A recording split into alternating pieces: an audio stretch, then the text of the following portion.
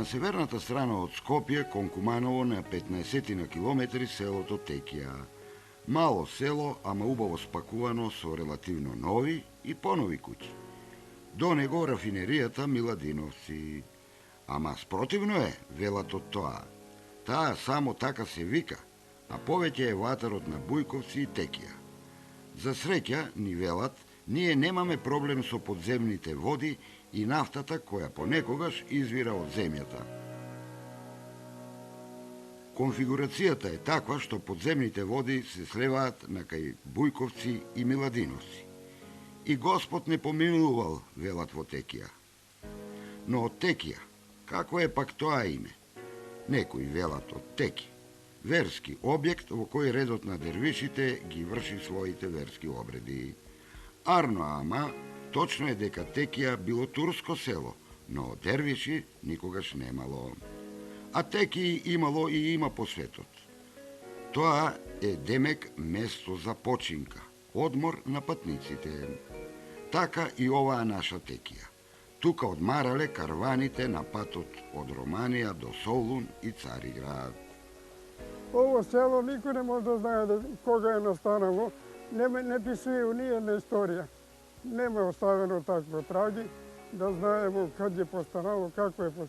Ама како ја имам разговарано со луѓето, постари што беа што и наследиве тука, кажуваа дека било ова место променено неколку пути. Било и христијанско, било и муслиманско. Ислам го држав. По тоа не се знае кој го крстил, како го крстил, ама се крстило под одавде, проводил патот од Букуреш до Истанбул. Луѓето минувале тука и на ово место имало и чешма. Вода имало, ама по ништо не постои водата. Тука била починка, одмаралиште, Текија, останало и го викале Текија као одмаралиште. Имало и на океаните такво име, имало и едно и друго. Ама по муслиманите, по исламот, го прекрстиле Теки. Па Текија и така останало као Текија. И сега ние го наследиме као Текија. Се прашаме да го смениме името, ама ни одговорија дека тоа било одмаралиште караванско. И тука поминувале трговци, видите, патници што биле тогаш со коњи, со кој што ишле, па се и понекогаш и тепале тука. И кажува че тој воджа, јас сум го прашувал, више автопатот седеше со куќа, велеше дека тука заклан човек, телото отишло кај турски гробишта, а главата тука остана. И тој камен донесен тука као споменик на тоа место. Ама там крст ставиле, тука ставиле тој камен. Крстот стоеше до скоро време. Ово село е наставено после ослободувањето, па речите од 50 години на. Од 50 години. Овде само имаше една мала турци што седеа. И орџа имаше дреше и тука тој као џамиće. Тие се иселија све. И кој дојде?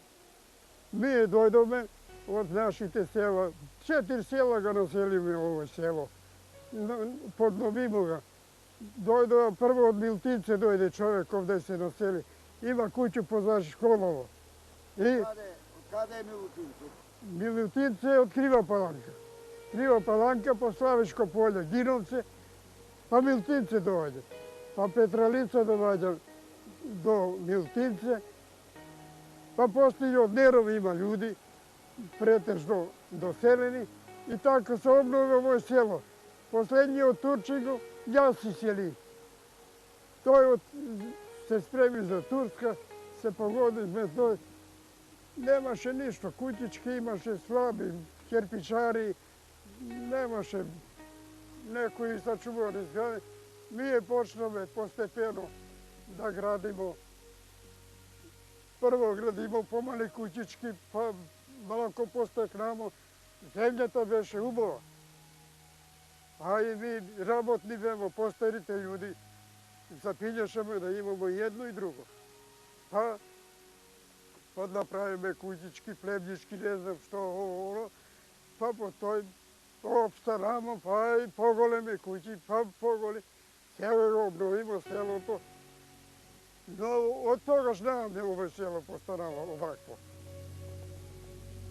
Атекија има градче во Србија на Дунавот, со релативно значајно пристаниште и место за починка. Но, рековме, младо село. Што ме така, значи има млади луѓе и деца. Да, училиштето за децата од Текија и Делјадровце е тука. А потоа поголемите одат во основното централно училиште во Миладиновци. Делјадровци поголемо, ама се учи во Текија, зашто е на средина до Миладиновци. Ќе ги залепите ова, целото танјуше од едната страна, со темперните боици ќе го обоите каква боја сакате. Откако ќе се исуши, ќе ви кажам каква шара ќе му правиме од озгора со колажот. Добро? Да. Ајде. Дајте ми ги сега, наместете ми убаво, за да ви ги пресечам. Мора двете истовремено да ги сечеме. Ќе направиме првата ова презентација, направиме постапките. Сега ние ќе отворите работната татка сите и да ги видиме без да слушате. Тука имате, само да ви покажам, имате обична харта, обична новина, имате кај што не пива вода, така, од целофан, имате од вреќа, на пакување, имате од ова, знае некој што е, од палома, и имате од картон, ама рекуваме картон, ребрас картон. Немавајте вие, јас ќе покажам да си ви одведените својствата, а на крајот ќе ги сконкретизираме кои се подобри групи во работењето, дали од деснава страна групата или групата од левата страна. И сега почнете од ова, поред одете. Земете се ова и анализирате кои својства сте ги забележили.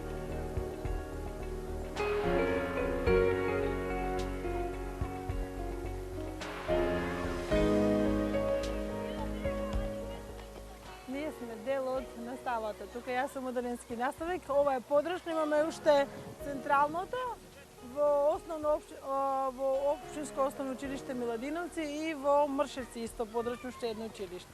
Тука се учат прво до 5 оделение, а потоа децата заменуваат во централното училиште во Браќа Миладиновци во село Миладиновци. На Сабајле имаме организирано превоз, ги зема децата од Делјадровци, се враќаат до Текија и пак обратно. Значи ги носат и ги земат школски автобус што е одговорен за пренос на учениците. Овде учат деца и од Текија и од Делјадровци до 5 оделение, потоа одат во Миладиновци. Овде се фатени од прилика од прво до 5 оделение има околу 50 деца, 4 наставнички, една хигиеничарка и имат во 5 оделение имаме други наставници, наставничка по англиски, по техничко образование и по природни науки, значи уште 3 други наставнички што доаѓаат во одредени денови. Какви ви се децата? Добри, мирни, послушни. А вредни? Вредни, да, и работат, и со работка со родителите имаме надпревари, имаме организирани настапи, работилници, така да во просек добри се. Се намалува бројот на децата, повеќето се оцелуваат или во град или на други места купуваат станови, така да по неколку деца. Тука некаде за 2-3 деца, помалку повеќе зависи. Но има многу родители што имаат трето дете, така да се надевам дека ќе се задржат понатаму. Условите не се тие што биле порано сега, има подобрување за животот и така. Убаво е, многу убаво. Имаме соработка, имаме дружење меѓу колегите, со учениците. Иако сме 4 со хигиеничарката 5, добро е. Како наставник, да, се подмладуваш, животот е интересен за сите колешки кои за нас, тие знаат да те расположат и да се насмееш и така. Со децата се на сите нашето најголемо богатство, како за родители, па така и за нас, за наставниците. Се надевам дека понатаму ќе има поголем број на деца. Нека си учат децата, иднината е нивна. Дали во Текија, Скопје, Европа, сеедно. Секој нека си ја бара среќата каде што мисли дека ќе ја најде. За него ова е негово царство. Тука каменот му тежи најповеќе. И не мисли дека на други места би бил побогат и посреќен. А изгледа му се погоди годината. Ако даде Господ, а така изгледа засега, ќе има богата жетва. Годинава на прв поглед изгледа добро. Условите зимава беа добри. Имаше падавина, киша, снег немаше, ама немаше ни мраз. Влага има. Влага има. Али сега пролетва треба житата да се прихрани, да појде малце. Још увек се слаби житата. Увек се слаби житата. Али према времето, према годината, добри се. Не се подхранени, треба да се подхранят. Не сме земали јопште ѓубре, ѓубрето е висока цена. Ми не може да постигнемо да платиме тој све. И така. Колку земја имаш? Ја имам мој дел 3,5 хектара. Ама ја тоа имам поделено на сина, на унука. Ја не располагам со ништо. Јас сум овде како кираџија. Имам поклон даден на све, на деца. Што се? Јачмен, пченица, тритикале, овес, од садевина нешто, ситни работи, компир, гра, пченка, така. Се успева?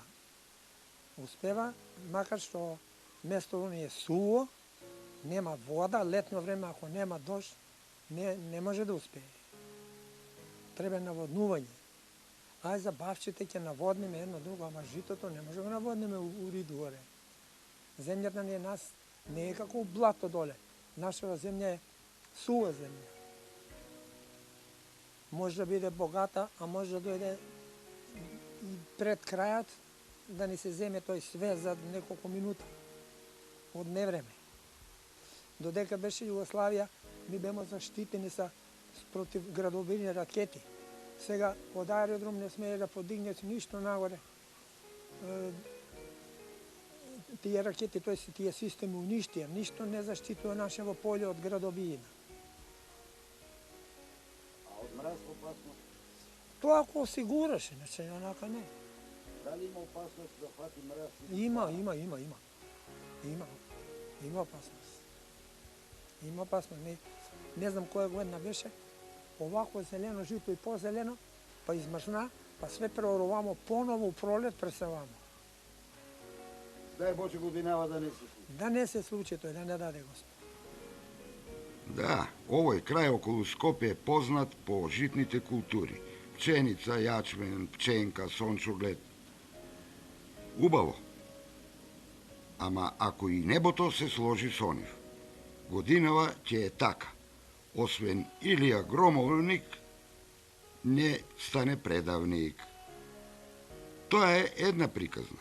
Втората е каква е личната карта на селото. Мики е магистар по машински науки. Можел да оди лево, десно, ама еве го тука, во неговата Текија. Село Текија се наоѓа во општина Илинден.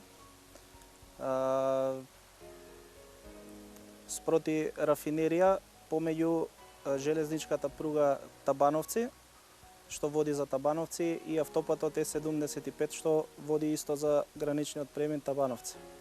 Кои ви се комши се? Комшиски села, овде имаме 6 села се вкупно во околијава. Значи, доаѓаат Милодиновци, Текија, Делјадровци, Бујковци, Мршевци и Бучинци. Во село Текија живеат 80 домаќинства, од прилика некаде околу 320 жители. Селото има добра инфраструктура, во голем број улиците се асфалтирани, значи има канализациона мрежа скоро секоја куќа, во локалната река, потоа имаме добро електроснабдување, имаме кабловска телевизија, имаме поврзување значи со автопатот Е75 до град, имаме автобуска линија 66 од ЈСП Скопје. За поголем број од луѓето што се возат со автобус не е доволно, затоа што има поретко автобуси, но обслужуваат значи за обавување на школски активности и одење на работа во ред. Но сепак може да се направи подобрување. Особено за викенд. За викенди да, послаби се автобусите, како и сите линии од ЈСП и градските линии се послаби, така и овде послаби се. Имаме водоводна мрежа, значи инвеститор беше општина Илинден. Водоснабдувањето е добро, задоволни сме, функционира безпрекорно, дефекти отстрануваат, чистотата на водата е задоволителна. Каде е водата? Водата е, значи, преку Цевковот се води, има бунари во Јурумљари. Тоа е стариот постоечки водовод од Окта, рафинеријата, превземена од јавното комунално предпријатие и водовод Илинден и превземено е за водоснабдување на граѓани од околниве села, претходно што ги набројавме. Окта е претворена во складиште, значи нема производство од сурова нафта, добивање на деривати, така да загадувањето е во голема мера намалено. Мики, се случило место вода од земјата да протече нафта? Во Текија не. Значи ние имаме бунари овде, еве лично јас имам бунар, не. Значи таква инфраструктурата малце е северно ориентирано и во Текија не се случило.